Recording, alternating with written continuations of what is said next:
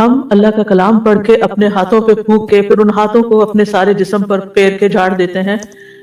تو اسی طرح جو لوگ جادو کرتے ہیں وہ جادو کے کلمات پڑھتے ہیں، شیطانوں کو پکارتے ہیں، اور جو ان کا مطلوب ہوتا ہے اس سے متعلق لفظ بولتے ہیں.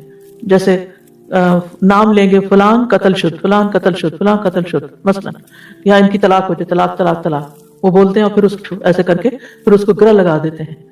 یعنی اس قسم کے، یہ میں مثال دے رہی ہوں، ٹھیک ہے. بعض لوگ تالے پہ پڑھ کے اس کو لاک لگا دیتے ہیں. جی سوئیاں بھی آپ نے دیکھی ہوں گی، شکل بناتے ہیں، گڑیا بنا لیتے ہیں اور اس کے اوپر سوئیاں چبوتے ہیں. وہ تصور میں اس شخص کو بناتے ہیں کہ یہ فلاں ہے، امیجن کرتے ہیں، اور پھر اس کے اوپر. جی تمینہ، آج ہی صبح اتفاق کی بات ہے، آج صبح مجھے کسی نے میسج کیا کہ ان کا بیٹا اور بہو بہت اچھے سے رہ رہے تھے، لیکن ان کو آپس میں بس لڑائی جھگڑا شروع ہو گیا اور کہا میں نے رہنا نہیں. لڑکی چلی گئی، بہت انہوں نے سمجھایا کیا، کہتے کچھ سمجھ نہیں آئی. کچھ عرصہ پہلے انہوں نے سے کانٹیکٹ کیا تو میں نے ان سے کہا کہ سورۃ البقرہ پڑھیں اور گھر میں. اچھا اتفاق سے ان کو بیڈ کے میٹرس کسی طرح اٹھایا، اس کے نیچے سے کالے کپڑے میں گرے لگی ہوئی ملی. اچھا وہ انہوں نے بتائی نہیں، وہ کالا ان کے ہسبینڈ نے اٹھا کے تو ٹریش میں ڈال دیا، ٹریش باہر چلا گیا، گرے ہی نہیں کھولی. پتہ ہی نہیں ہمیں کہ جادو سے نکلنا کیسے.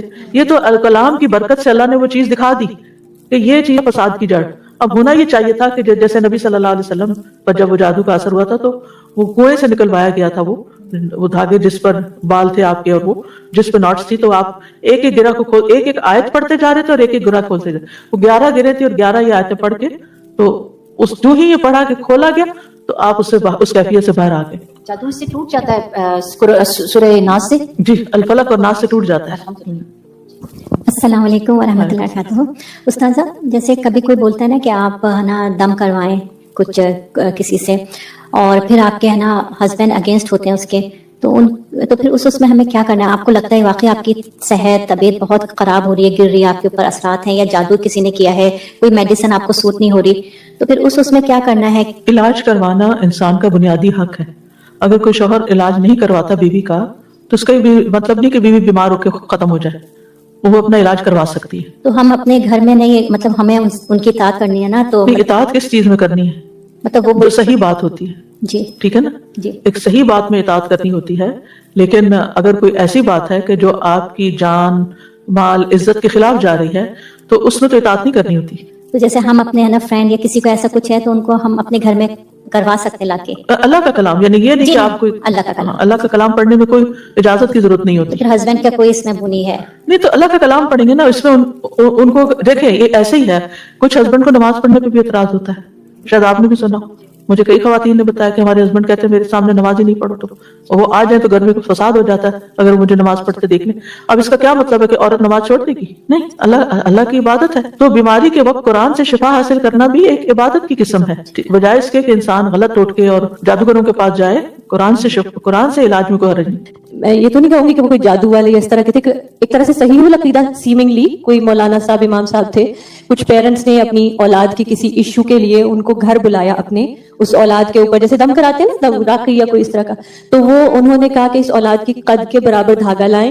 وہ 3 دفعہ وہ قد کے برابر کا دھاگا ریپ کر کے اس کے اندر وہ کچھ قرآن ہی سے کچھ پڑھتے رہے اور ملٹیپل نوٹس باندھتے رہے، اور پھر انہوں نے کہا کہ اس دھاگے کو ان پہ اس طرح یعنی جسم کے اس حصے پر باندھ دیا جائے.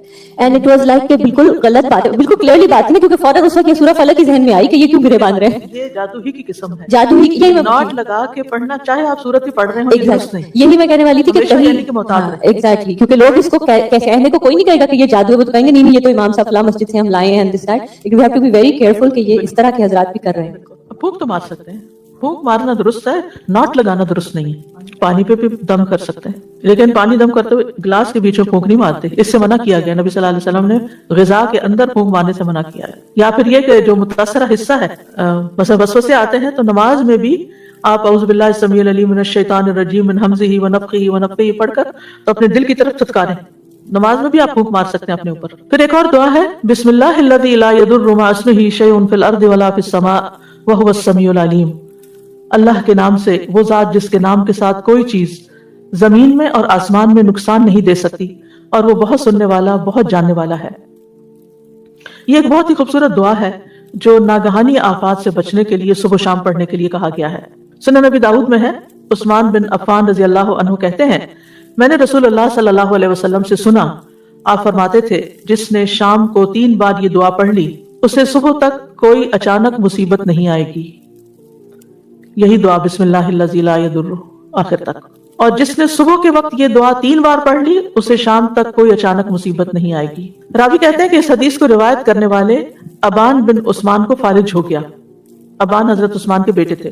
تو جو حدیث سن رہا تھا وہ بڑا حیران ہوا اور ان کو حیرانی سے دیکھنے لگا، اور جو فالج زیادہ حصہ ہوگا خاص طور پہ اس کو کہ بھئی یہ کیا ہے، پھر تم کہتے ہو کہ اچانک مصیبت نہیں آئے گی، یعنی اچانک کوئی بیماری نہیں آئے گی، اچانک کوئی شر نہیں آئے گا، تو پھر یہ فالج کیسے ہو گیا؟ انہوں نے کہا کیا ہوا، مجھے کیا دیکھتے ہو؟ اللہ کی قسم میں نے عثمان رضی اللہ عنہ پر جھوٹ نہیں بولا کہ ان کے ریفرنس سے میں نے بات کی ہے کہ انہوں نے مجھے بتایا، اور نہ ہی عثمان رضی اللہ عنہ نے نبی صلی اللہ علیہ وسلم پر جھوٹ بولا. لیکن جس دن مجھے یہ فالج ہوا اس دن میں غصے میں تھا اور یہ کلمات پڑھنا بھول گیا تھا. تو اس سے یہ پتہ چلتا ہے کہ اگر آپ چھوڑ دیتے ہیں ایک دن بھی تو نقصان ہو سکتا ہے، نہ بھی ہو، ضروری بھی نہیں، لیکن موسٹ پروبیبلی کوئی مصیبت آ بھی سکتی ہے. جی ہاں، یعنی جب تقدیر نے نافذ ہونا ہو تو انسان بھول بھی جاتا ہے. تو بسم اللہ، اللہ کے نام کے ساتھ پناہ لیتا ہوں. لا یضر مع اسمہ شیء فی الارض، یعنی اللہ کا نام لینے سے کوئی چیز زمین میں نقصان نہیں دیتی.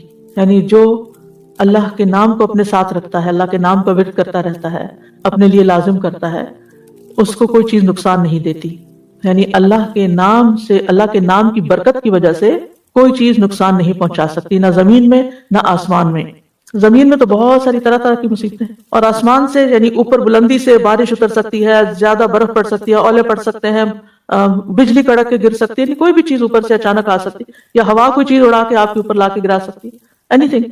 تو نہ اوپر سے نہ نیچے سے کوئی چیز نقصان نہیں دیتی. وہو السمیع العلیم، اور وہ ہر چیز کو سننے والا، سارے اقوال کو اور سارے افعال ہمارے خوب جاننے والا ہے. تو یہ دعا ان اذکار میں سے ہے جن کی ہر مسلمان کو صبح و شام پابندی کرنی چاہیے تاکہ اللہ کے حکم سے اچانک پہنچنے والی مصیبتوں، بلاؤں اور تکلیفوں اور نقصان سے انسان محفوظ رہ سکے.